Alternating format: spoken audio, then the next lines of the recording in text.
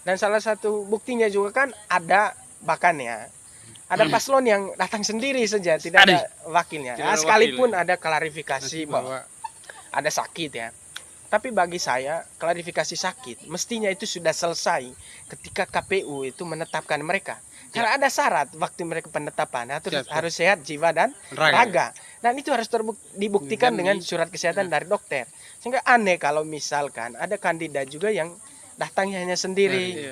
Kan mestinya sudah selesai dengan aspek-aspek administrasi itu. Tetapi ya sudahlah, debat di kita ya memang ya formatnya itu semacam presentasi kelompok, tidak salah. Bahkan orang juga sering kayak cerdas cermat saja pejabat. Bagi saya ini catatan untuk catatan pertama untuk KPU, agar kemudian ini menjadi momentum refleksi sekaligus momentum evaluasi ya dalam konteks penyelenggaraan ke depan. Kalau kita bicara agak ekstrim ya, mestinya KPU Kabupaten Manggarai itu harus dipanggil oleh DKPP. Betul. Ya karena apa? Mereka mungkin tidak melanggar kode etik profesi yang atau penyelenggara secara normatif, tapi mereka telah melanggar moral penyelenggara. Betul. Banyak waktu yang dibuang percuma juga, terutama di sesi tanya jawab itu antara kandidat. Dan itu banyak kan diberi waktu oleh moderator 2 menit, tapi jawabnya hanya 1 menit. Masih ada 1 menit. Ada berapa waktu yang kemudian dibuang-buang. Nah itu menunjukkan juga selain tidak ada kesiapan, bagi saya mereka menganggap debat ini bukan forum yang penting. Betul. Itu yang saya lihat. Bagi mereka yang penting itu ya mengamankan massa di setiap kampung, di setiap desa, mengamankan suara di TPS. Bagi saya itu yang mereka kecenderungan mereka di sana. Mereka ya tunggu 27 ini. Ya, mereka tunggunya di 27. Karena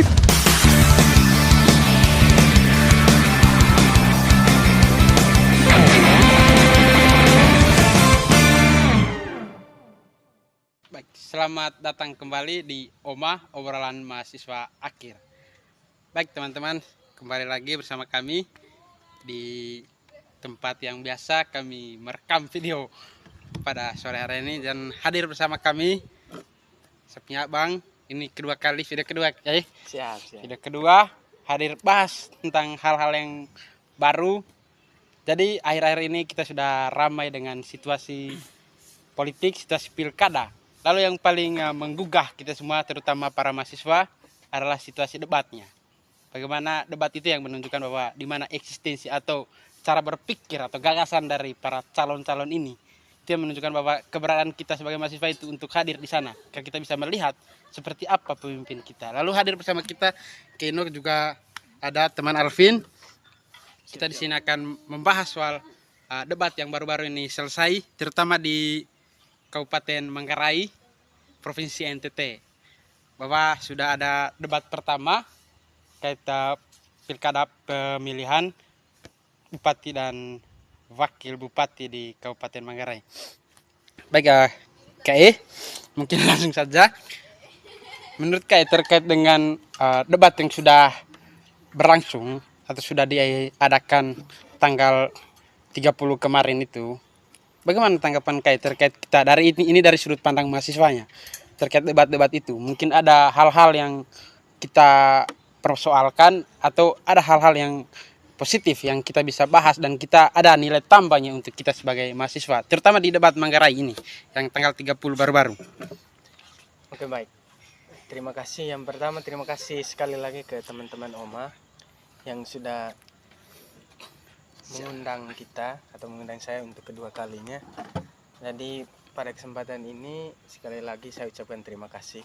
Kemudian kedua, berkaitan dengan tema yang disampaikan tadi, yaitu kita mencoba berkomentar seputar bagaimana pilkada serentak ya 2024 ini, terutama saat ini kan ada di masa kampanye. Juga di tengah masa kampanye ada ada sebuah agenda dari penyelenggara atau KPU itu untuk melaksanakan debat. Lalu kemudian kemarin kita sudah lihat, terutama debat yang mau disoroti itu atau mau dikomentari itu debat Kabupaten Manggarai.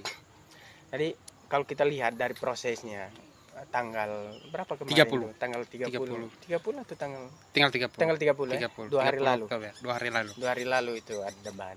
Nah, itu kan menarik, ada proses sebelum debat itu dijalankan, ada aksi protes itu. Ya, betul, menarik betul. sekali dari tim sebelah, tim Hanura. Nomor berapa itu ya? Nomor 2. Nomor 1 atau nomor nomor 1 dan nomor 3 ya? Nomor 1 dan Yang nomor melakukan 3. protes. Atau hanya tim dari nomor 1? Nomor 1 dan nomor 3. Oh, Ada itu 2 orang. Protes ke KPU-nya. timnya. Ke KPU-nya. Protes ke KPU karena keterlambatan hadir dari paslon nomor 2. Dan ini kan menarik. Yang pertama begini, saya ingin berkomentar, terutama dalam spektrum KPU sebagai penyelenggara.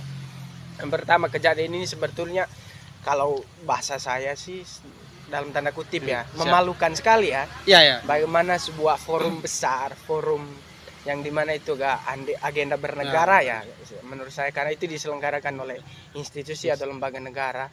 Lalu kemudian dengan anggaran pilkada kemarin itu kan khusus Kabupaten Manggarai itu sekitar 30-an miliar ya, tapi lebih tepatnya itu kan sekitar 33 ya.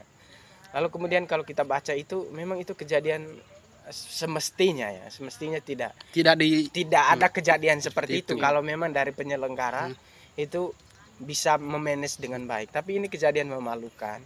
Lalu kemudian bagi saya ini catatan pertama untuk KPU, agar kemudian ini menjadi momentum refleksi sekaligus momentum evaluasi ya dalam konteks penyelenggaraan ke depan.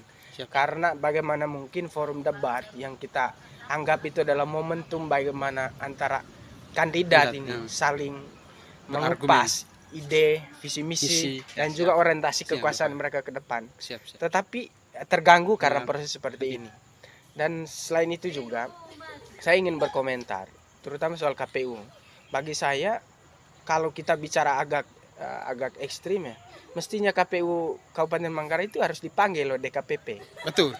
Ya karena apa? Mereka mungkin tidak melanggar kode etik profesi yang atau penyelenggara secara normatif, tapi mereka telah melanggar moral penyelenggara. Betul. Karena bagaimana mungkin dalam keterlambatan waktu yang hampir setengah jam, itu kan bagi kita ya, bukan hanya tidak berarti kita ini ada di salah satu paslon, tapi bagi masyarakat yang kita sebut sebagai masyarakat ilmiah, ini kejadian yang tidak biasa saja, tapi ini kejadian luar biasa, apalagi lagi siaran langsung.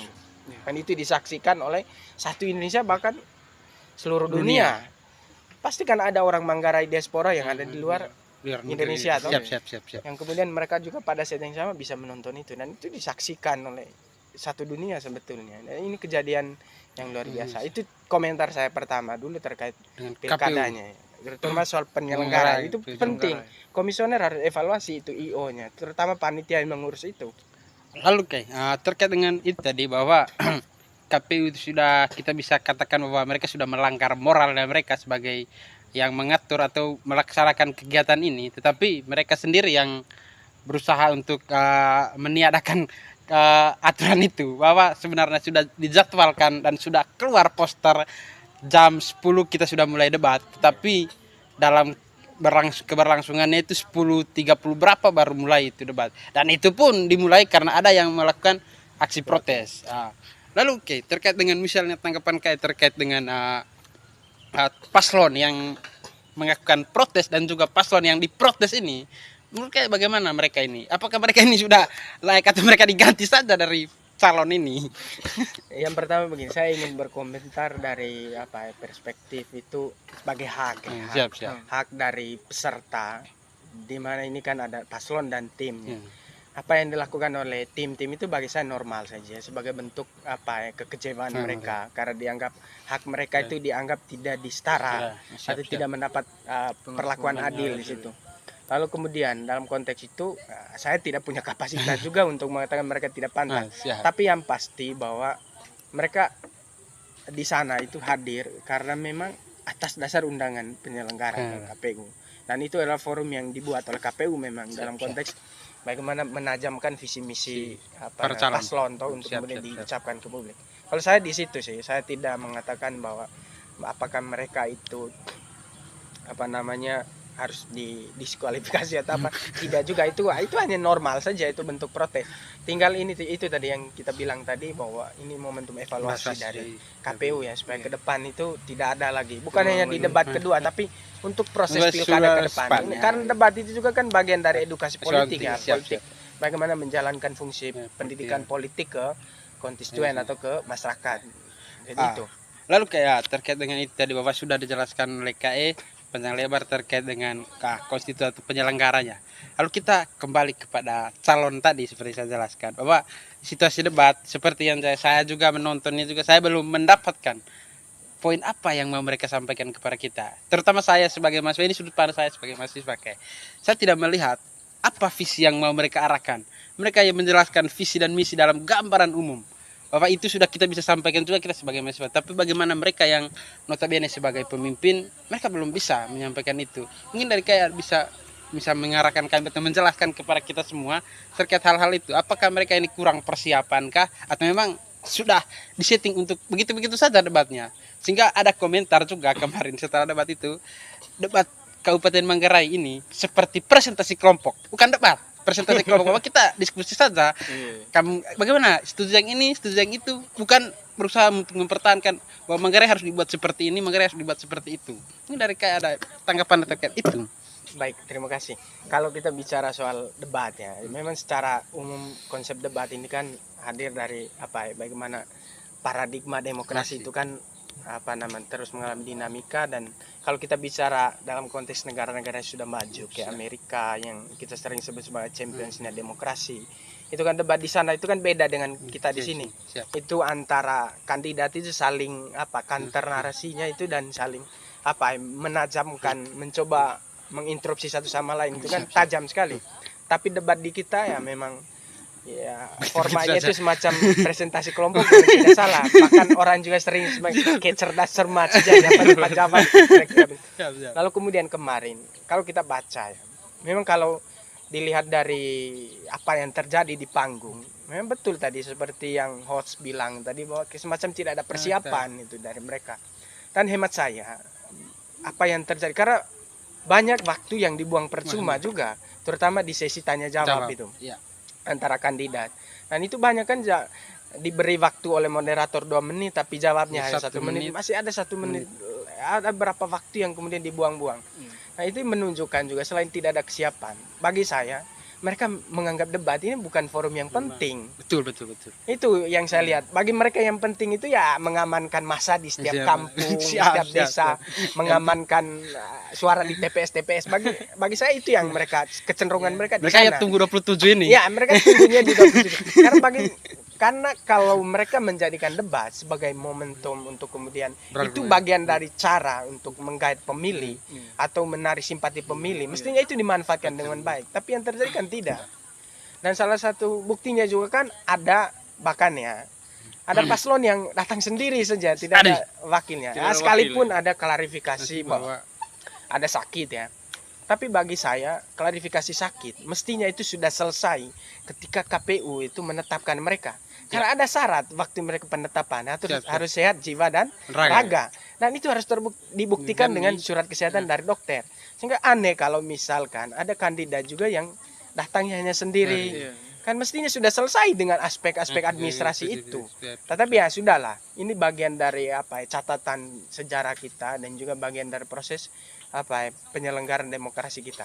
Jadi saya komentar tidak dalam pengertian kita like dan dislike ya. Tapi kita mencoba ini melihat sebagai spektrum pembelajaran terhadap proses politik kita, terutama di tingkat lokal atau tingkat daerah, karena itu sangat menyentuh langsung dengan masyarakat. Itu dari saya komentarin.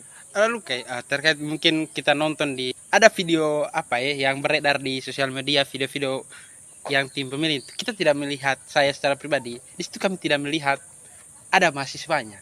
Padahal kan ini debat untuk pilih bupati yang notabene mahasiswa di Manggarai ini ada universitasnya, ada 2 universitas bahkan. Ada 2 kampus, Stipas dengan Universitas Katolik Unika, Universitas Palus. Ada Setia 1. Ada Setia juga.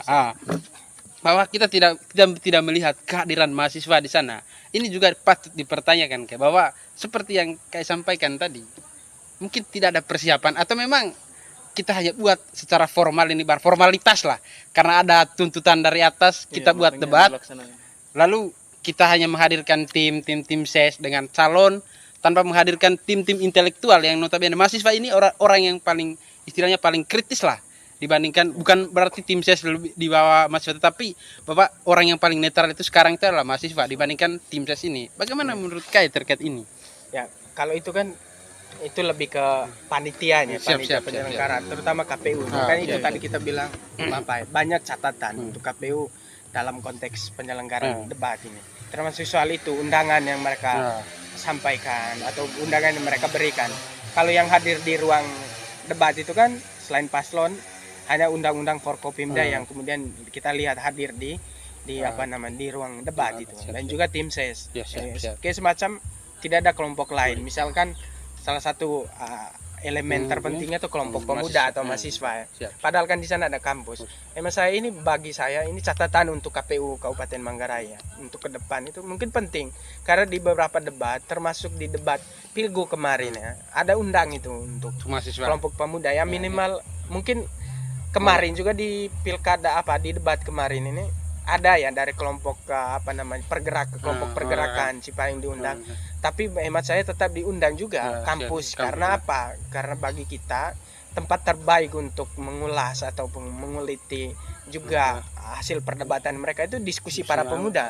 Karena jangan sampai, apalagi kan konteks demografi kita, pemilih hari ini kan didominasi oleh pemilih muda.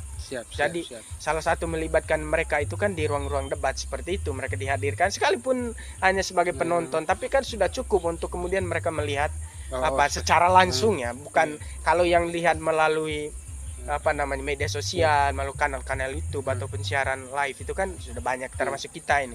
Tapi kan keterlibatan langsung itu penting bagi saya. Dan ini catatan saja untuk mereka ke depan. Ini kembali ke evaluasi untuk penyelenggaranya. Banyak hal yang dievaluasi. Penyelenggara KPU Manggarai ini berat. Bahwa sudah begitu banyak tadi, mulai dari kehadiran, lalu orang yang hadir, lalu terutama para paslon juga ketidaksiapan. Ada begitu banyak poin yang kita sampaikan terkait dengan debat ini. Oke, mungkin ini kita lebih kembali lagi kepada paslon tadi. Mungkin bisa kayak jelaskan atau arahkan apa saja sih poin yang dari tiga calon ini yang kita bisa ambil, misal dari poin 1, 2, dan 3 ini yang kita bisa ulik, atau dari perdebatan yang mereka lakukan itu mungkin ada hal-hal yang menarik yang kita bisa bagikan untuk masyarakat yang mungkin tak sempat dibaca oleh masyarakat. Karena itu tadi kehadiran atau menonton juga, terutama juga ya di Manggarai ada begitu banyak tempat yang tidak mendapatkan sinyal, sehingga untuk menonton secara langsungnya juga kita berat juga ya. Mungkin kayak bisa menambahkan itu. Mungkin nanti bisa teman-teman yang belum sempat nonton di sini, ini video paling singkat di mana kita nonton debat 2-3 jam itu, tambah lagi 30 menit yang terlambat itu tadi. Iya, kalaupun pertanyaannya soal apa yang menjadi keunggulan dari masing-masing paslon. Kalau dilihat dari metode dan juga apa yang terjadi di atas panggung, saya tidak ada pembeda sebetulnya antara paslon 1, 2, 3. Karena apa? Kita tadi mereka kayak semacam saling setuju saja. Kalau satu sudah setuju ya sudah sependapat. Tidak ada kontra narasi yang kemudian itu menjadi pembeda. Terbuktikan di beberapa isu itu yang kemudian menurut kita itu sangat penting, membutuhkan statement mereka bahwa mereka akan berdiri betul pada kepentingan rakyat. Yang terjadi itu kan mereka itu statementnya sama saja. Kami mendukung ya. Kenapa tidak di tempat lain kira-kira? Jadi hemat saya bahwa tidak ada pembeda sebetulnya. Jadi debat ini itu tadi kembali karena memang mereka menganggap debat ini bukan sesuatu yang luar biasa. Jadi mereka tidak menjadikan debat ini sebagai momentum untuk kemudian bagian dari transfer pengetahuan dan juga transfer gagasan, sekaligus menunjukkan bahwa Anda layak memilih kami karena kami punya visi misi dan gagasan yang baik untuk Manggarai 5 tahun ke depan. Itu tidak terjadi karena bagi saya kemarin itu debat kemarin itu ya betul sama seperti kesimpulan netizen ya. Masyarakat bahwa ini presentasi kelompok sama seperti kita di kelas ya. Kira-kira bahkan kita di kelas itu masih ada saling debat. Jadi yang terjadi ini debat rasa diskusi begitu. Kalau presentasi kelompok diskusi rasa ada debatnya, tapi ini debat rasa diskusi. Jadi tidak ada itu saling kontra. Padahal itu harus, kalau bicara debat secara terminologi harus mempertahankan punya argumen. Iya. Ada argumen yang harus dipertahankan dan pihak sebelah itu berusaha untuk mengkanter. Tapi yang terjadi ini saling setuju saja. Ini semacam kita, masyarakat yang lagi ngopi di pinggir jalan, tim sukses yang lagi ngopi begitu. Kita mau buat begini. Sudahlah, kita punya tim seperti ini, kita mau buat ini. Kayak kita bagus setuju sebenarnya. Bahkan kayaknya lebih tepat kemarin bukan paslonnya yang debat. Kayaknya lebih rame itu tim suksesnya. Harusnya tim sukses yang Ya debat betul saja. ya. Karena kita lihat lebih ramai yang lebih sebelum rame, debat itu. Iya, lebih rame di media sosial bagaimana debat antara paslon itu ya, di grup-grup Facebook, grup TikTok atau grup apa WA itu kan banyak sekali tim sukses saling debat antara mereka ya. Jadi yang tepat sebetulnya kemarin bukan paslon yang debat. Yang Debat tim ses. debat tim ses ya. Karena itu lebih rame saya rasa. Terbukti kan setelah debat itu rame di media sosial, justru yang saling debat itu Tim tim ses suksesnya ini. rame itu. Siap, Ya itu siap, komentar saya tentang apa antara paslon ini seperti apa. Baik, ya, terima kasih terkait dengan begitu banyak luas pandangan. Mungkin menjadi poin bagi teman-teman juga dalam diskusi-diskusi ringan kami sore hari ini. Kita bisa mendapatkan begitu banyak poin terkait dengan debat yang kita kadang anggap remeh ya. Terutama juga tadi itu yang dikatakan kayak bahwa teman-teman paslon juga menganggap remeh adanya debat ini. Tetapi pada poinnya bahwa debat ini penting dan harus dijalankan dengan serius. Karena apa? Mungkin dari sekian debat yang mungkin kita tonton bersama, mungkin juga kayak juga tonton debat wali kota di Kota Kupang, lalu debat Manggarai yang lain, lalu debat di tempat-tempat lain, lalu debat pilgub yang baru-baru juga, itu kita melihat bahwa teman-teman calon itu bisa menyampaikan betul-betul mereka sedang berdebat, mereka berusaha mempertahankan. Memang ada beberapa poin yang mereka kita sepakati ini, tetapi ada begitu banyak, tapi lebih banyaknya mereka saling menunjukkan ini kami punya program seperti ini, arahkannya kemana. Dan itu sebenarnya debat itu dari kesimpulan yang saya jelaskan kayak. Mungkin untuk video kali ini begitu saja. Mungkin dari kayak ada closing statement terkait dengan debat Pilkada Manggarai. Sebelum saya ada mungkin dari Aselvin juga mau menyampaikan terkait dengan debat ini. Kesan akhir toh. Kesan ya, lebih ke kesan ya, sebagai kesan terakhir anak muda itu, Manggarai gitu. Pertama untuk mahasiswa itu sebagai kaum intelektual atau sebagai kaum kritis itu harus telahi atau cermati lebih baik lagi bagaimana konsep debat selanjutnya. Itu kan masih ada beberapa kali debat. Siap. Dan itu bukan menjadi penonton yang setia saja, tapi mencermati bagaimana situasi itu, apakah bisa dilayak atau bisa diterima secara luas oleh masyarakat umum. Tentu harus ditelaah lagi untuk kedepannya. Siap. Mungkin dari KE ada closing statement. Oke, baik. Kalau dari saya yang pertama begini. Yang pertama soal penyelenggaraan debat kemarin. Yang pertama kan seperti pernyataan saya di awal tadi, ini catatan untuk penyelenggara. Harus ada evaluasi. Lalu kemudian peristiwa ini tidak diulang. Kalau lebih ekstrim tadi kan saya sebut bahwa bila perlu itu komisioner itu dipanggil oleh DKPP. Klarifikasi kejadian. Karena ini kejadian dari 22 kabupaten kota di NTT itu hanya terjadi di Kabupaten Manggarai yang ada aksi protes sebelum debat. Bahkan itu di dalam ruangan disaksikan oleh begitu banyak orang. Dan ini harus disampaikan klarifikasi, karena bagaimanapun juga debat yang diselenggarakan dengan uang rakyat itu kan ratusan juta itu satu kali debat. Kalau kita bicara dalam konteks anggaran budget yang dikeluarkan, kan kasihan itu uang negara, uang dari rakyat hanya untuk melihat atau mempertontonkan sesuatu yang tidak ada pendidikannya sebetulnya. Bukan tidak ada, maksudnya apa? Lebih banyak karena gimmick saja. Nah, padahal kan debat itu mestinya tidak hanya baca di panggungnya, tapi dari semua rangkaian proses itu menjadi sebuah catatan dan proses yang kemudian memberikan edukasi terhadap masyarakat terkhususnya. Dan catatan saya terakhir juga bahwa untuk tim sukses dan juga paslon, bahwa untuk debat selanjutnya harus dipersiapkan. Kenapa?